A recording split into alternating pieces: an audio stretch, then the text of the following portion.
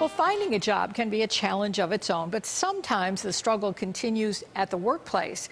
Tonight, the state attorney general is cracking down on employers who aren't playing by the rules. And News 4's Al Vaughters is here with that story, all new at 5. Al? Well, Jackie, while the last three attorney generals, Spitzer, Cuomo, and now Schneiderman, are probably best known to Western New Yorkers for cracking down on consumer fraud, Schneiderman touted his labor bureau for protecting workers.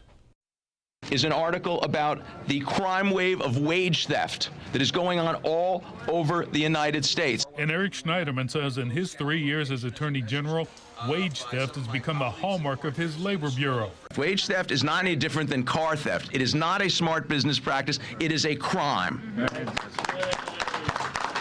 Schneiderman reports his labor bureau has recovered more than $17 million on behalf of nearly 14,000 workers and collected $2 million in penalties enforcing the state's labor laws.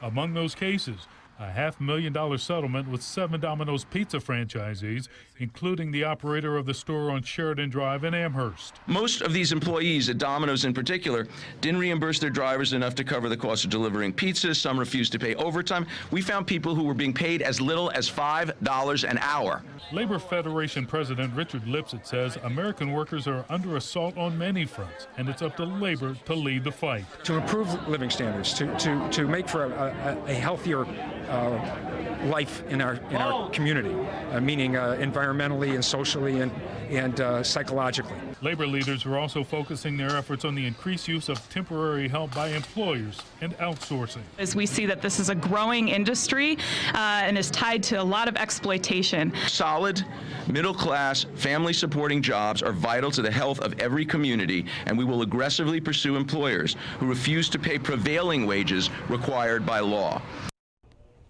Schneiderman contends enforcing labor laws protects workers and employers. When a business cuts corners and cheats workers or tries to circumvent health or safety laws, Schneiderman says it puts other companies at a disadvantage. He's simply leveling the playing field.